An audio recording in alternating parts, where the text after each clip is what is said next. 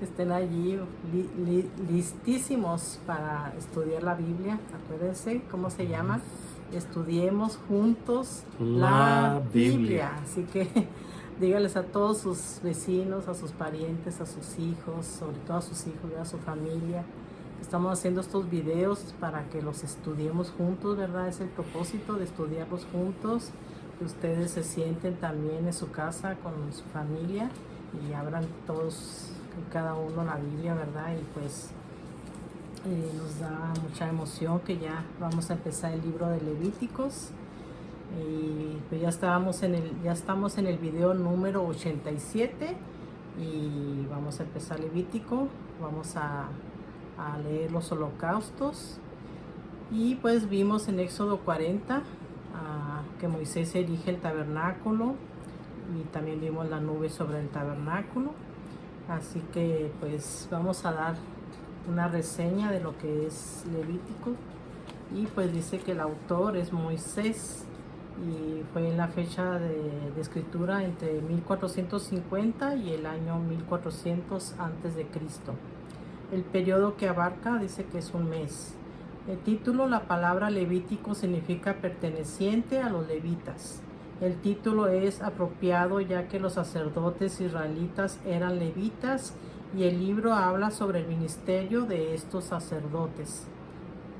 El trasfondo dice que Levítico, el tercer libro del Pentateuco, es una continuación de la historia del libro de Éxodo.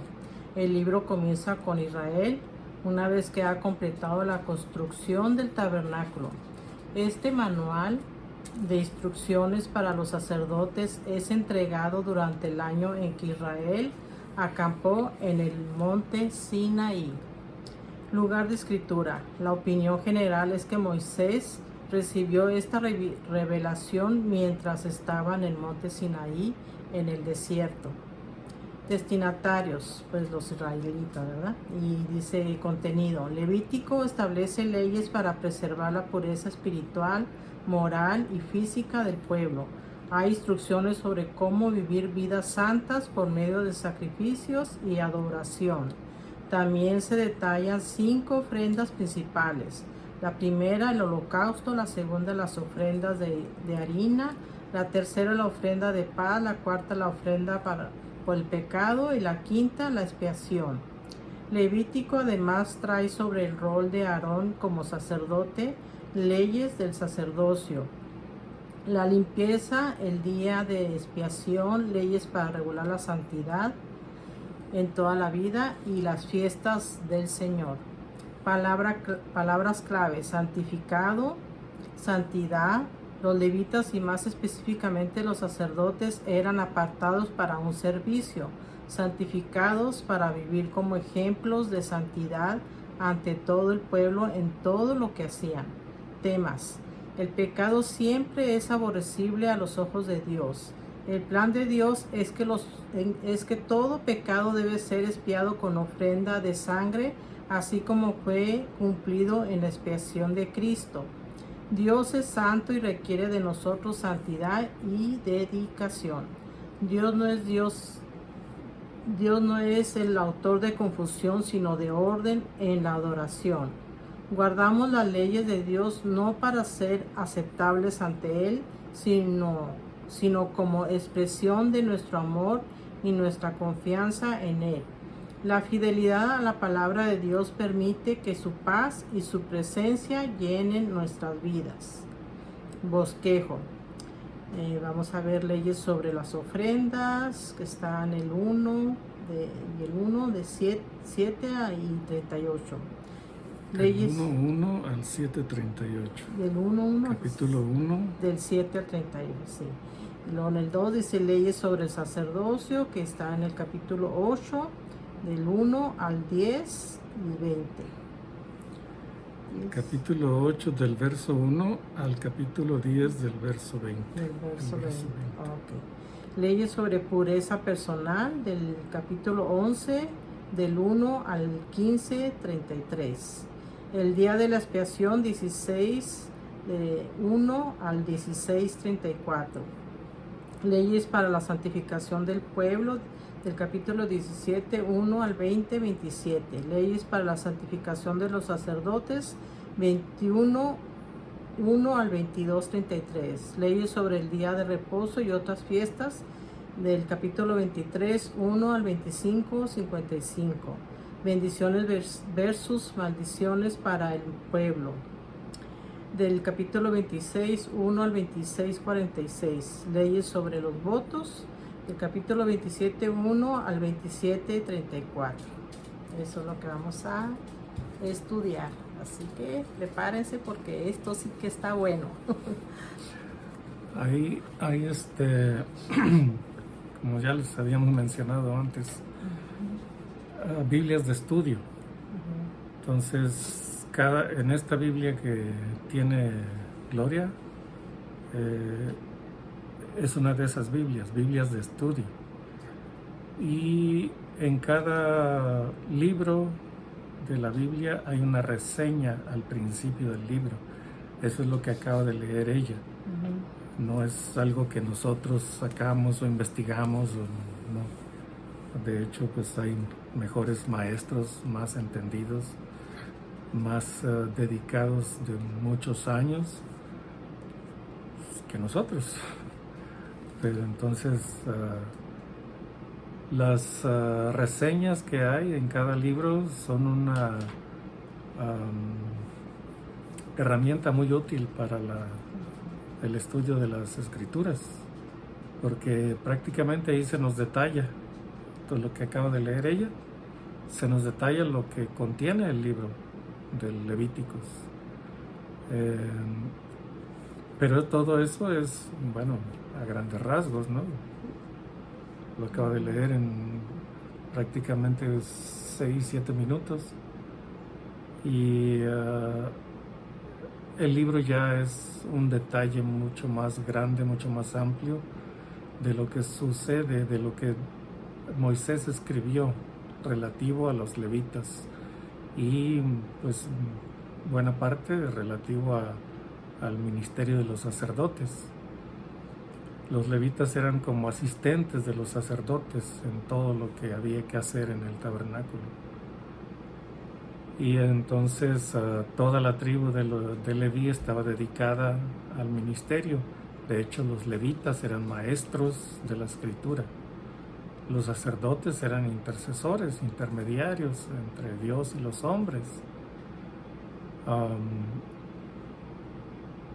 El Señor Jesús es ahora el intermediario. No hay otro intermediario entre Dios y los hombres, sino Jesucristo hombre. Pero en aquel tiempo los sacerdotes eran los intermediarios y ellos intercedían por el pueblo ante Dios. Ellos ofrecían los sacrificios del pueblo para Dios. Ellos se dedicaban a muchas cosas que están detalladas aquí en este libro. Y lo vamos a empezar, pues ahora el libro de Levíticos. Ya mencionó Gloria lo que vimos en el 40, que básicamente pues es levantar el tabernáculo.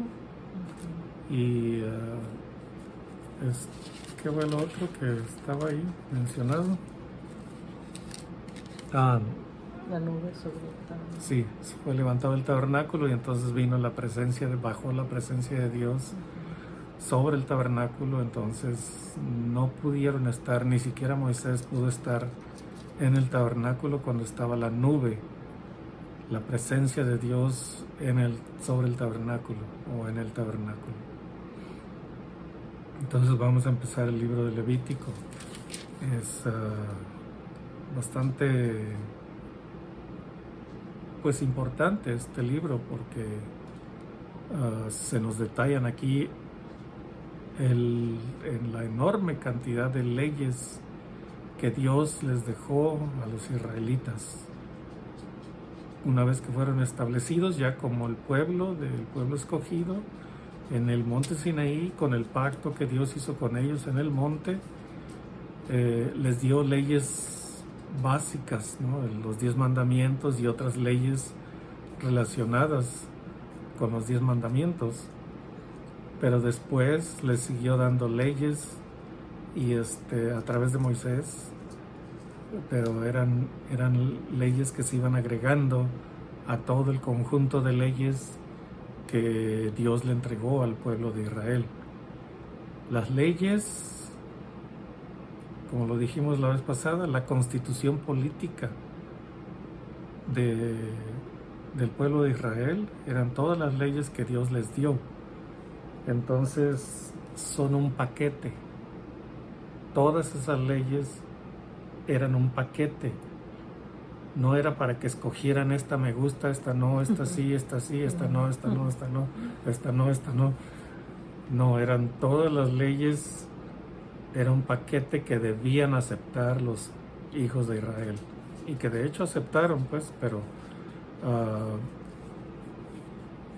después Pedro reconoció en la época de nuestro Señor Jesús, después de ya del sacrificio de nuestro Señor Jesús, Pedro reconoció que la ley era imposible de guardar. Él les dijo a los judíos, dice, ¿por qué quieren imponerle una ley a los gentiles que ni nosotros ni nuestros padres hemos podido guardar? Se estaba reconociendo que por más fiel que fuera una persona en la observancia de la ley, no habían podido observarla plenamente o fielmente. De hecho, la única manera de observar la ley fielmente es por medio de la fe en Jesucristo, nada más. No hay ningún otro medio. Nadie puede por esfuerzos propios observar toda la ley de Dios, todo el conjunto de leyes que Dios le dio al pueblo de Israel.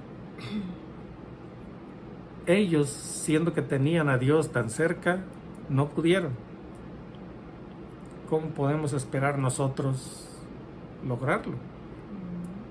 O sea, ellos no pudieron y son seres humanos como nosotros, así que tampoco nosotros podemos guardar esa ley. La única manera es a través de Jesucristo, por la fe en Él y en su sacrificio. Él fue el único que guardó la ley perfectamente. Él dijo, yo no he venido para abolir. O sea, no penséis que he venido para abolir la ley o los profetas. No he venido para abolir nada, sino para cumplir todo. Entonces, Él cumplió toda la ley. Él sí pudo, porque era Dios en la carne, Dios con nosotros. Él sí pudo, era su propia ley y Él sabía exactamente cómo cumplirla. Él sí pudo hacerla, a cumplirla. Entonces, cuando nosotros creemos en el sacrificio de nuestro Señor Jesús, la justicia de Él se aplica sobre nosotros. Y entonces ahora ya, porque Él la cumplió y su sangre está sobre nosotros, nosotros somos justificados como si fuéramos Él. O sea, no que seamos literalmente Él, ¿no? Sino como si fuéramos, como si lo hubiéramos cumplido en Él. Entonces la ley es imposible de guardar, pero la ley sigue cumpliendo un papel importantísimo. Lo hemos mencionado ya varias veces. Es el espejo donde se ve nuestra condición humana. Es un espejo del alma, de nuestro interior. Allí se refleja exactamente cómo es cada uno de nosotros, cómo somos cada uno de nosotros. Cómo soy yo, cómo es ella, cómo son ustedes que están viendo estos videos. La ley muestra exactamente, claramente, cómo es Virgilio, cómo es Gloria, cómo es, ponga su nombre ahí. Entonces eso es lo que hace la ley. Y al mostrarnos tal como somos, pecadores, entonces la ley nos dice que estamos condenados a la muerte y al infierno. Cuando nos damos cuenta de eso, queremos escapar, ¿no?, de esa condenación. Queremos encontrar un medio para salvarnos, para alcanzar salvación. Entonces Dios dice, solamente a través del sacrificio de mi Hijo Jesús, acéptalo como expiación por tus pecados y su sangre derramada te limpia de todo tu pecado. Te convierte en una nueva creación. Entonces allí empieza el camino de la santidad. De hecho, el camino de la santidad empieza con el arrepentimiento y no termina hasta la muerte. Todo ese tiempo tenemos que seguir en el camino de la santificación, hasta la muerte o hasta que el Señor Jesús regrese, si es que estamos con vida. Entonces, no piensen que, ok, ya creí en el Señor Jesús, todo va a ser bonito de aquí en adelante, ya soy salvo para siempre. Cuando una persona piensa así y cree que todavía puede cometer pecado y seguir siendo salvo, no. Es que si fue un arrepentimiento de corazón desde el interior, esa persona no va a querer pecar. Si peca, va a ser por accidente, por debilidad momentánea, o por ignorancia. De repente no se dio cuenta de lo que estaba haciendo y cometió pecado. Pero ese es un pecado ocasional, no, por decirlo así, no voluntario, sino prácticamente es algo involuntario. El que cree que puede seguir en su vida mundana y seguir cometiendo pecados y que todo está bien con Dios porque Él fue el que murió por esa persona y que su sangre cubre esos pecados, no, esa persona está engañándose a sí misma, esa persona no ha nacido de nuevo, esa persona no es un verdadero cristiano o cristiana, esa persona está pisoteando el sacrificio de Cristo y Cristo y el Padre en realidad no va a tolerar eso. Eso fue el sacrificio más grande que pudo hacer por nosotros. Entonces es valioso el sacrificio, es valiosa, preciosa la sangre de Cristo para nuestro Padre Celestial. Entonces Él no va a permitir que alguien crea que es salvo y que puede seguir pecando libremente. No. Entonces, en este libro vamos a ver muchos detalles acerca de lo que es la ley. Acuérdense lo que les dije, es un paquete. La ley es un paquete. Entonces, todas las leyes que están aquí registradas son un solo paquete, que si las quiere observar, que si alguien quiere observar el sábado, tiene que observar todas las demás leyes. Si alguien quiere circuncidarse o circuncidar a sus hijos, tiene que observar todas las demás leyes. 613 leyes.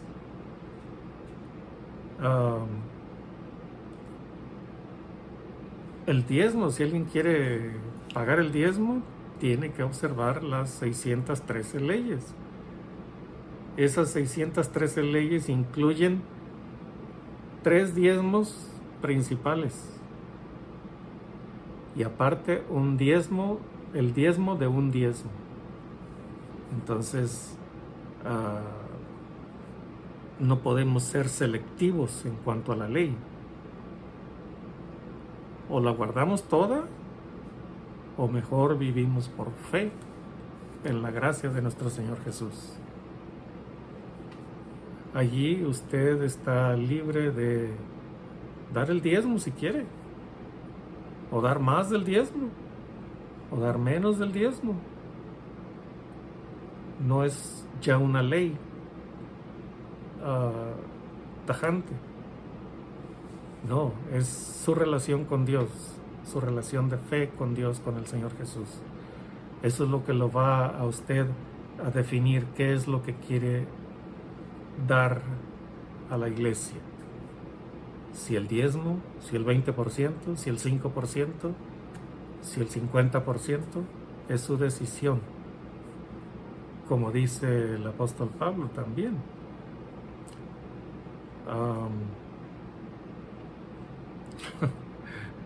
De pronto me acuerdo de una escritura y de repente se me evapora.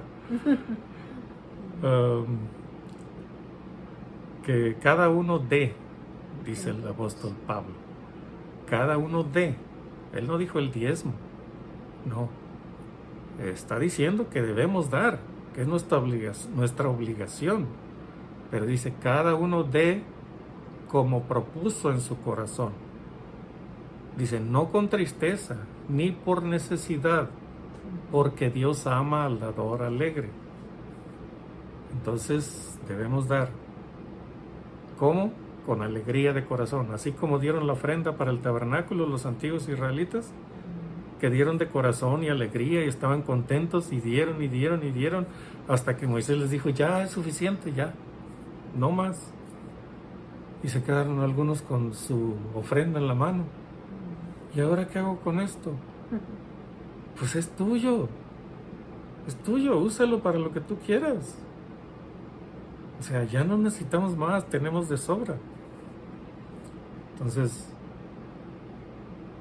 cada uno dé como propuso en su corazón, no con tristeza ni por necesidad. O sea, no digas, ay, tengo que dar otra vez el diezmo, o tengo que dar esta cantidad. No, proponte en tu corazón, ok, esta cantidad, $20, 40, 60, $100, esto lo puedo dar con alegría de corazón. Y no me entristece darlo. O sea, no me entristece para nada. Y tampoco des por necesidad, ok, le voy a dar a Dios para que Él me dé, como tantos predicadores dicen ahora, predicadores de prosperidad. Dice, quiere sacar a su hijo de la cárcel, dé una ofrenda de $1,000. Quiere que su hijo salga de las drogas, su hija de la prostitución, su esposo que se fue, que regrese, su esposa que ya no lo quiere ver ni en pintura, de una ofrenda. Entonces le proponen a Dios darle una migaja para que Él les conceda un milagro enorme. No con tristeza ni por necesidad. ¿Por qué? Porque Dios ama al dador alegre. Así que no podemos ser selectivos, o guardamos todas las leyes y no, o vivimos por fe y gracia de nuestro Señor Jesús. No podemos decir, esta ley sí la guardo, el diezmo sí lo guardo, el sábado sí lo guardo, la circuncisión sí la guardo, y todo lo demás, ¿qué? No, es todo o es nada. ¿Es por obras de la ley o por obras de la gracia o por la gracia? Nada más. Entonces aquí vamos a ver todo el montón de leyes que Dios les dio al pueblo de Israel y que, como dijimos, quedaron cortos en la observancia fiel de esa ley. Entonces oremos antes de empezar y esperamos irnos rapidito porque ya se nos fue el tiempo. Bendito Dios y Padre, de nuevo estamos ante ti. Gracias, Padre, por el libro de Levíticos. Gracias, Padre, por enseñarnos que tú estableciste a una de las tribus de Israel como los ministros del pueblo, los que iban a interceder por ellos, los que iban a ser tus representantes en la tierra ante el pueblo de Israel. Y tú, a pesar de las rebeliones que tuvo Leví, el patriarca de la tribu de los levitas, tú lo restauraste y tú lo hiciste, escogiste a toda la tribu para ser ministros del pueblo, y escogiste a la familia de Aarón para ser los sacerdotes y Aarón el sumo sacerdote. Gracias pues que en este libro de Levíticos vamos a leer cuántas leyes tú dejaste establecidas para los pueblos de Israel y que los levitas y los sacerdotes tenían que conocer para saber juzgar los litigios que traía el pueblo de Israel ante ti o ante ellos. ante ellos porque eran tus representantes. Gracias por que podemos hacer esta lectura. Esperamos que nuestros hermanos que las siguen reciban bendición, Padre, de parte de esta pues de esta lectura. Es algo sencillo que hacemos, pero tratamos de hablar con claridad, Padre, lo que dejaste escrito aquí para nosotros. Dirígenos en tu sabiduría, Padre, con tu Espíritu Santo, para que podamos hacer este trabajo pues de acuerdo a tu voluntad, sin desviarnos con nuestros pensamientos. Gracias, Padre. Dirígenos en el nombre de Cristo Jesús. Amén. Amén. Dame mi Biblia. Bueno, abran sus Biblias en Levítico y vamos a leer los holocaustos. Y llamó Jehová a Moisés con él desde el tabernáculo de reunión, diciendo: habla a los hijos de Israel y diles: cuando alguno de entre vosotros ofrece ofrenda a Jehová de ganado vacuno u ovejuno, haréis vuestra ofrenda. Y tengo aquí en Levítico 1, 2 y 3. Dice que le traigan ofrenda vacuno y ovejuno sin defecto para holocausto. Y en Hebreos 9:14 dice: cuanto más la sangre de Cristo, el cual mediante el Espíritu eterno se ofreció a sí mismo sin mancha, o sea, sin pecado, a Dios, limpiará vuestras conciencias de obras muertas para que sirváis al Dios vivo. Y en Efesios 5:27 dice: Dios quiere una iglesia sin mancha. Así que así nos quiere Dios, ¿verdad? Sin mancha, sin pecado. Y dice en el 3: si tu ofrenda fuere holocausto vacuno macho sin defecto, lo ofrecerá. De su voluntad lo ofrecerá a la puerta del tabernáculo de reunión delante de Jehová.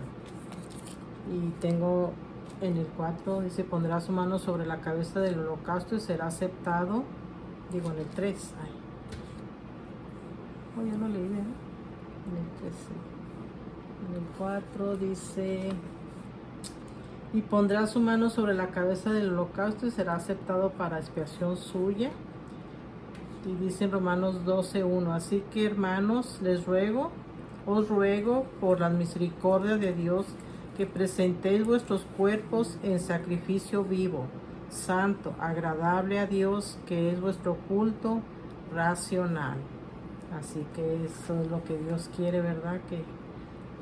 Que nos ofrezcamos a Él como el sacrificio vivo, ¿verdad? Que siempre estemos dispuestos a alejarnos, apartarnos del pecado, a obedecerlo en todo lo que Él nos dice, ¿verdad? Y que estemos siempre tratando de ser santos, agradables a Dios, ¿verdad?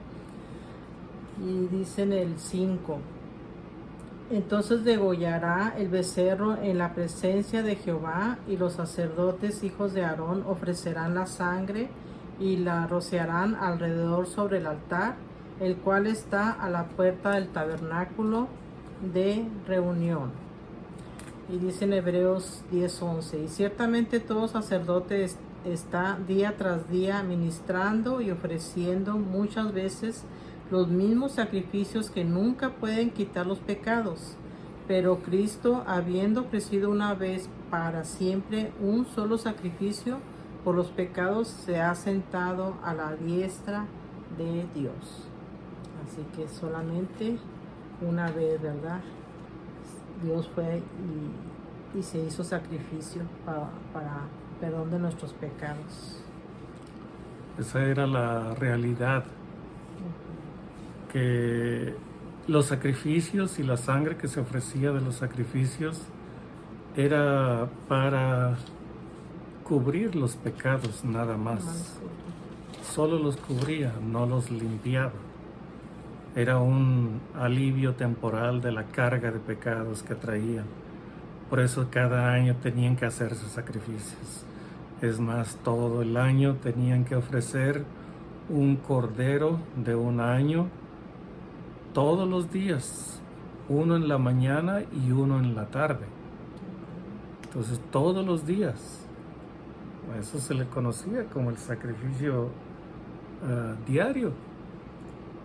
Y se hacían referencia a veces, cuando se iba a ofrecer, decían, aparece algunas referencias en la escritura. Dice, cuando se iba a hacer el sacrificio, a la hora del sacrificio de la mañana o a la hora del sacrificio de la tarde. Cuando, ¿cómo se llama este? Elías. Cuando Elías enfrentó a los profetas de Baal y les dejó que ofrecieran primero su sacrificio, él dijo, el Dios que responda por fuego, ese es el Dios. A él síganle. Si es Baal, pues que responda Baal por fuego, y a él síganle. Pero si es Jehová y responde por fuego, él es el Dios, el único Dios verdadero. A él sírvanle, pero no estén vacilando entre los dos pensamientos. Entonces, cuando ellos ofrecieron su sacrificio, pues no sucedió nada. Cuando los profetas de Baal lo hicieron, y le gritaban y les rajaban con lancetas el piel, el pecho, los brazos, lo que fuera, y no respondía, y Elías se burlaba. Entonces, cuando le tocó a Elías hacer el sacrificio, dice que cuando ya era la hora en que se debía ofrecer el sacrificio de la tarde, entonces Elías preparó su ofrenda a Dios. Un buey completo que se iba a quemar todo en el altar que había preparado. Y no solo eso, puso la leña y echó agua encima del holocausto, bien mojado, bien empapado, y había una zanja alrededor del altar que se llenó de agua. Entonces, cuando él invoca a Dios, Dios responde con fuego y se quema el holocausto, se quema la leña, se queman las piedras del altar, se evapora el agua, y hasta la tierra que estaba debajo del altar se consume por el fuego, el poderoso fuego que mandó Dios. Y todo fue rápido, o sea, vino el fuego del cielo y consumió todas esas cosas. Pero hace la aclaración ahí, el relato, que a la hora del sacrificio de la tarde, Elías preparó el holocausto para Dios. Entonces, uno en la mañana, uno en la tarde, todos los días, todo el año, y aparte los sacrificios que el pueblo traía. Entonces, que no eran pocos, acuérdense cuántos millones eran el pueblo de Israel. Solo de hombres eran arriba de 600,000, solamente hombres. Entonces, hombres adultos, sin contar los menores de edad y sin contar a las mujeres.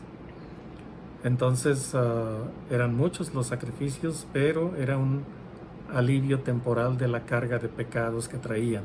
Con nuestro Señor Jesús, una vez que alguien se arrepiente, esa carga de pecados quedó lavada, quedó limpio, quedó como una nueva creación en el Señor Jesús. Entonces, por eso es lo que se especifica aquí de, lo que estaba leyendo Gloria en sus anotaciones que tiene, que esos sacrificios no podían hacer limpio a nadie. Se tenían que seguir ofreciendo cada año, todos los años, constantemente. Pero dice, si esa sangre derramada podía cubrir los pecados del pueblo temporalmente, ¿cuánto más podía limpiar de pecado la preciosa sangre de nuestro Señor Jesús? Entonces, eso es algo que debemos, yo creo que la mayoría de nosotros lo sabe, que los sacrificios no limpiaban, no lavaban el pecado, lo cubrían solamente.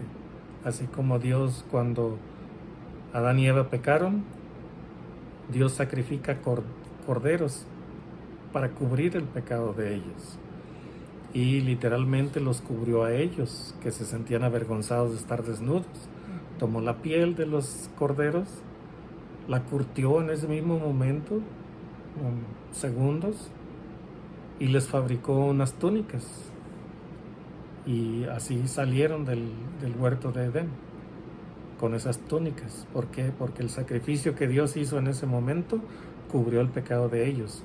No murieron allí, sino que Dios decidió, ok, lo que puedo hacer aquí es quitarles la vida o rescatarlos. Y como el amoroso Padre que es, decidió rescatarlos a ellos y rescatar a la descendencia de ellos.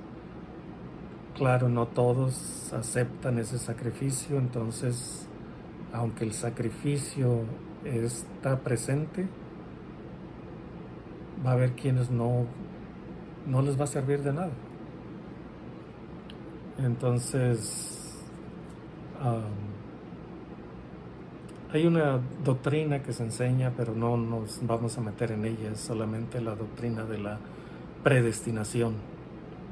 Entonces, en base a esa doctrina, muchos de nosotros somos alcanzados, o todos nosotros somos alcanzados, porque Dios ya nos conoció desde antes de la fundación del mundo, desde antes de que creara Dios a Adán y Eva. Ya nos había conocido. Entonces, gracias a esa predestinación, entonces recibimos el llamado y respondemos conforme a ese llamado. Pero hay mucho más que decir de esa doctrina, así que no es este el momento, ni es este libro donde se detalla. Así que vamos a continuar con la lectura.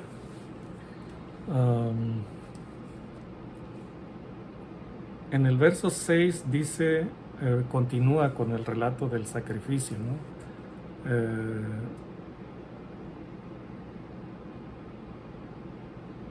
En el verso 2 dice Dios a Moisés, dice, habla a los hijos de Israel y diles, cuando alguno de entre vosotros ofrece ofrenda a Jehová, o sea, está hablando de un sacrificio que es una ofrenda para Dios.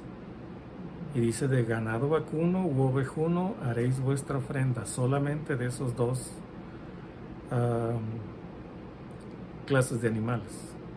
Entonces aquí continúa con el proceso de la ceremonia o del ritual para la ofrenda. Dice, y desollará el holocausto y lo dividirá en sus piezas. Entonces,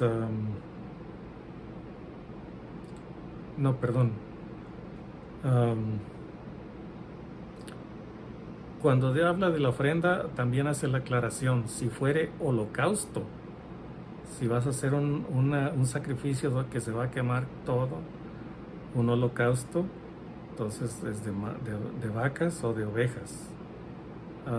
El holocausto es de vacas. Es un macho, un toro o un becerro y sin defecto. Entonces todo continúa diciendo ahí cómo se va a proceder con ese holocausto. Dice, y desollará el holocausto y lo dividirá en sus piezas. Y los hijos del sacerdote Aarón pondrán fuego sobre el altar y compondrán la leña sobre el fuego. Luego los sacerdotes hijos de Aarón acomodarán las piezas, la cabeza y la grosura de los intestinos sobre la leña que está sobre el fuego que habrá encima del altar. Y lavará con agua los intestinos y las piernas, y el sacerdote hará arder todo sobre el altar. Holocausto es ofrenda encendida de olor grato para Jehová. Ofrenda encendida, se quemaba por completo. Los intestinos, lo único que se le quitaba era la piel y se lavaban los intestinos, pero se ponía todo al fuego. Dice, si su ofrenda para holocausto, de nuevo es el holocausto lo que se está detallando, si su ofrenda fuere para holocausto, o si su ofrenda para holocausto fuera del rebaño, dice, de las ovejas o de las cabras, machos sin defecto lo ofrecerá. Entonces, Si no vas a ofrecer becerro, o sí, de la vacada, entonces puedes ofrecer de las ovejas o de las cabras, pero macho de 1 año sin defecto. Sin defecto no quiere decir que, por ejemplo, la oveja esté blanca completamente, que no tenga ningún pelito negro. No, eso no es un defecto, eso es algo natural. Defecto es que tengo una pierna quebrada que le soldó mal y la tiene chueca, que le falte un ojo, que tenga alguna rajada en la cara o en la boca, o una oreja cortada, o un testículo magullado. Esos son defectos. Lo demás es una oveja o un cordero normal que puede tener algún pelo negro, por ejemplo, no, hasta donde yo sé no ofrecían corderos negros, ¿verdad? Pero eso que tenga por ejemplo, un poquito de pelo negro entre el pelo blanco, eso no es un defecto. Defectos son las cosas que les mencioné. Entonces, con el tiempo esto se corrompió. Los mismos sacerdotes estaban haciendo negocio. Cuando veían una oveja perfecta, un cordero perfecto, pero le encontraban un cabello negro, decían, este no es perfecto, mira. Y le señalaban ese único cabello que tenía. Dice, pero aquí tenemos ovejas perfectas, corderos perfectos. Los inspeccionamos ya, aquí te vendemos uno. Entonces hacían negocio los fariseos, los sacerdotes en el templo, a través de sus gentes. Por eso el Señor les dijo, ustedes han convertido la casa de oración de mi Padre, o sea, la casa de mi Padre, casa de oración será llamada, y ustedes la convirtieron en cueva de ladrones. Entonces, eso es lo que hacían los sacerdotes con sus agentes que tenían ahí trabajando. El verso 11. Tengo en el 9, donde dice que la ofrenda debe ser de olor grato para Jehová.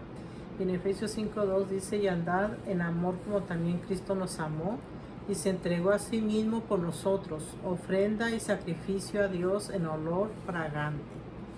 Y en 2 Corintios 2:15 dice, porque para Dios somos grato olor de Cristo en los que se salvan y en los que se pierden. Amén. Y en el 11 dice, y lo degollará al lado norte del altar, delante de Jehová, y los sacerdotes hijos de Aarón rociarán su sangre sobre el altar alrededor.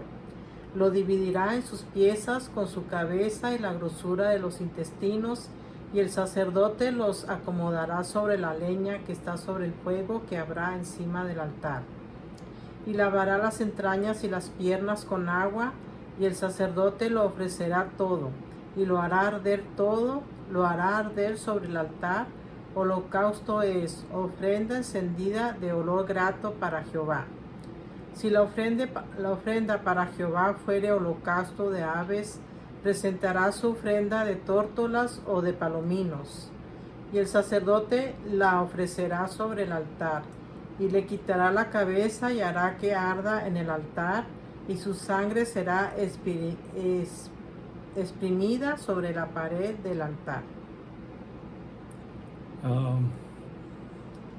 Aquí Dios está teniendo en consideración a todos los estratos sociales del pueblo de Israel.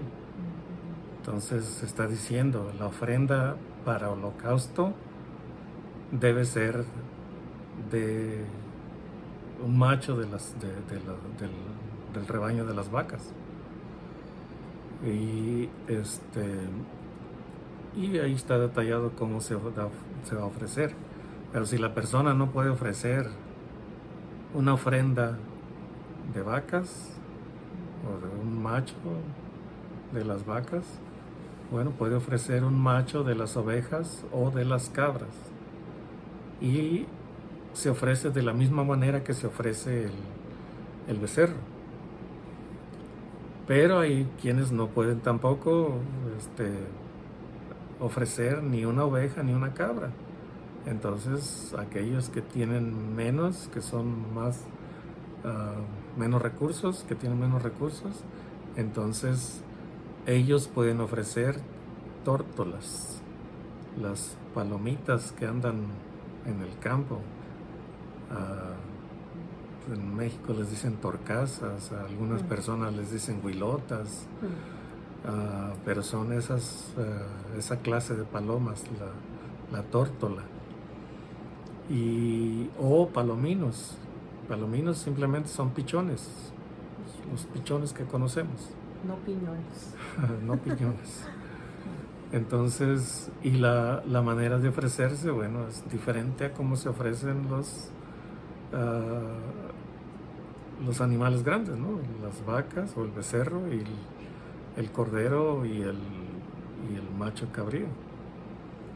Entonces, pero es lo mismo, ¿no? Hay que derramar la sangre también de las aves. Le cortaban la cabeza y la oprimían, la exprimían, la apretaban la paloma para que saliera la sangre, toda la sangre. Entonces, y luego se quemaba también en el altar. En el 16 dice, continuando cómo se va a ofrecer la paloma, dice, y le quitará el buche y las plumas. O sea, era poco lo que le quitaban, el buche y las plumas. El buche es aquí, que tiene aquí la paloma, es donde recibe sus granos y empiezan allí a ser procesados.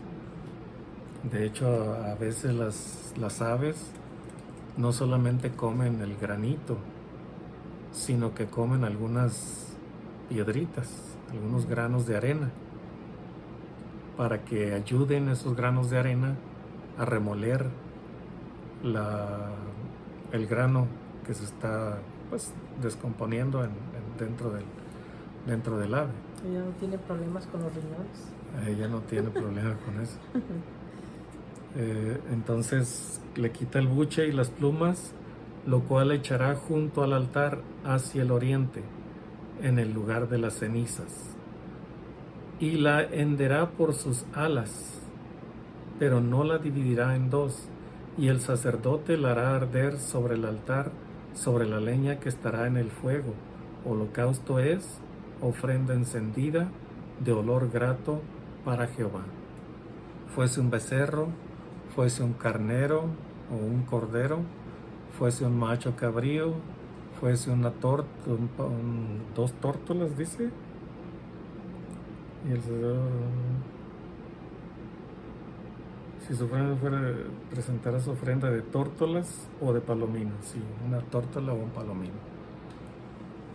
Entonces, fuere una paloma o una tórtola, es una ofrenda de olor grato para Jehová. ¿Por qué? Porque se hacía de corazón. De hecho, todas estas cosas se fueron corrompiendo. Es una desgracia en realidad, pero se fueron corrompiendo. Entonces, con el tiempo había pocas gentes que lo hacían con entendimiento de lo que estaban haciendo. Hay quienes sí lo hacían sabiendo bien que se estaban purificando, por lo menos temporalmente, de su pecado, y por eso ofrecían de todo corazón esas ofrendas. Pero con el tiempo se fue corrompiendo, se hizo mundano, todo ese trabajo se hizo mecánicamente. Entonces ya no había esa sensación de estar interrelacionándose con Dios a través de esos sacrificios, sabiendo que ese sacrificio apuntaba hacia un sacrificio más grande en el futuro. Entonces, de hecho, cuando el Señor Jesús vino, nadie sabía lo que iba a suceder con Él. Cuando empezó a revelar que iba a ser sacrificado y muerto, el mismo Pedro le dijo, no, que no te suceda esto. no permitas que esto suceda. O sea, ¿por qué? O sea, tú eres el Mesías, ¿cómo vas a permitir eso? Y el Señor Jesús tuvo que decirle, o sea, apártate de mí, Satanás. No le está diciendo a Pedro, sino que le está diciendo, estás hablando las palabras de Satanás, yo sé de quién vienen esas palabras. Por eso le dice, apártate de mí, Satanás. Sé que no son tuyas, Pedro, pero sé de dónde vienen. Vienen de Satanás y tú las sacaste de tu boca, pero yo sé de quién vienen. Entonces tú no estás poniendo las cosas la mira en las cosas del cielo, sino en las de la tierra. Le está diciendo, yo estoy poniendo la mira en las cosas del cielo. De hecho, también él les dijo, si no hago esto, nadie tiene esperanza. En fin, los sacrificios, como empezamos a ver aquí, es una cobertura temporal del pecado. Cada persona tenía que estar constantemente ofreciendo de nuevo algún sacrificio porque se dio cuenta de alguna falta que cometió. Todo apuntaba hacia Jesucristo. Gracias a Dios que, a nosotros los gentiles no nos ha tocado vivir esa experiencia. Nos ha tocado vivir otra experiencia, la experiencia de la fe y la experiencia de la gracia. Y realmente esa gracia es mucho más grande que todos los sacrificios del Antiguo Testamento. Muchísimo, infinitamente más grande, más valiosa y más preciosa. Entonces, los sacrificios sí fueron necesarios, sí. Nadie niega eso. Fueron necesarios para el pueblo de Israel. Pero el sacrificio perfecto del Señor Jesús fue necesario para el mundo entero. Y el mundo entero puede ser salvo por ese sacrificio. Pero claro, tiene que ser una persona que el Señor Jesús haya conocido desde el principio, desde antes de la fundación del mundo. Esa persona es la que va a responder al llamado. ¿Sabían ellos por qué estaban haciendo todo eso? Que era sombra de lo que había de venir. Es difícil saber si lo entendían. Hubo muchos que sí lo entendieron. Los patriarcas, Abraham, Isaac, Jacob, lo entendieron.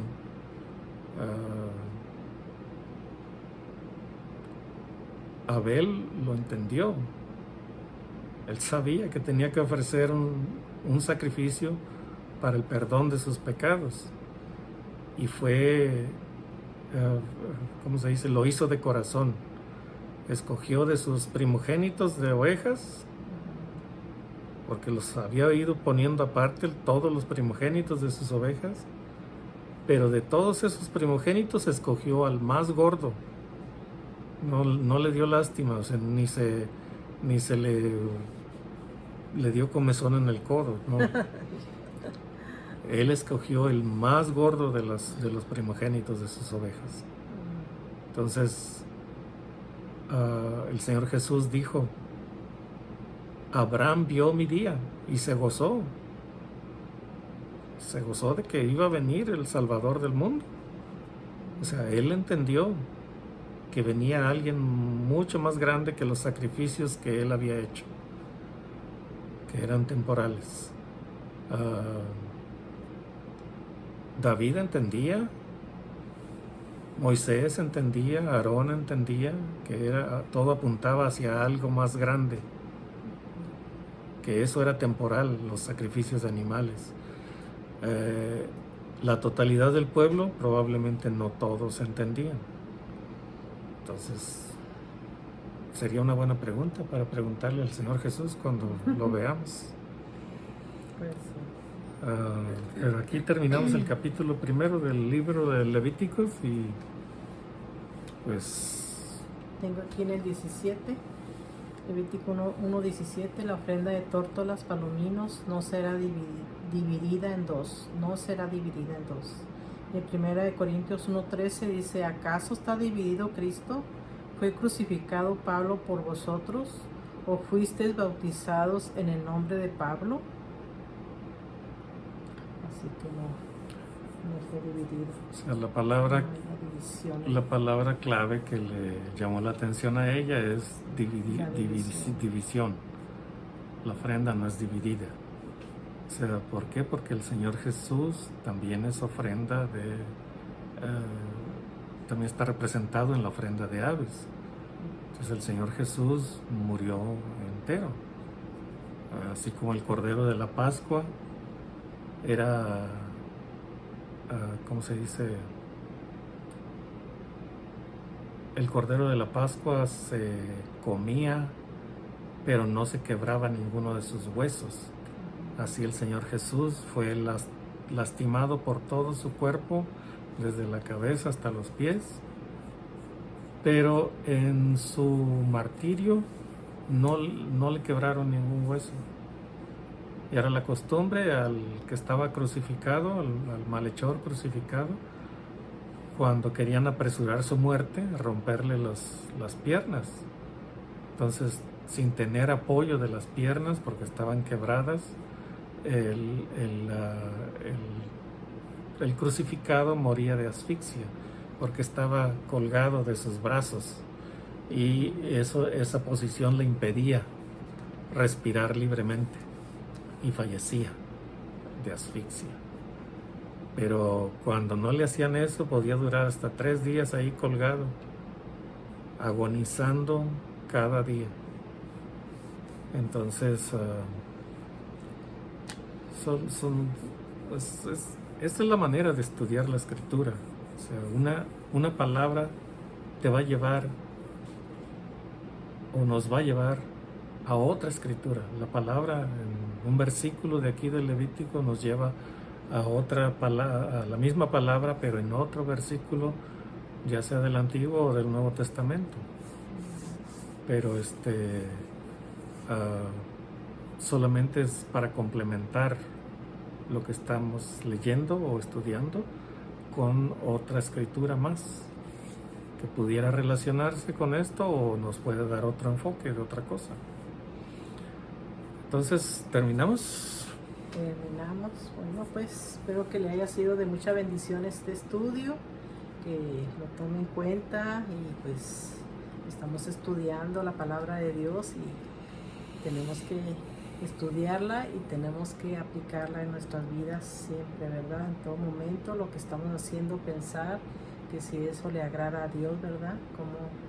Como es lo que estamos diciendo, lo que estamos haciendo le está agradando a Dios. Así que pensar siempre todas las cosas que estamos haciendo, hacerlo todo para Dios. Así que bueno, pues se acabó este capítulo. Esperamos que continúe con nosotros y que usted les diga a todos sus familiares, a los conocidos, a todo el mundo, ¿verdad? A todos los que usted conozca, que estamos haciendo estos videos. Así que acuérdese, estudiemos juntos la Biblia, se llama, lo busca usted allí en YouTube, y también lo estamos haciendo, lo pasamos en Twitter, en Facebook.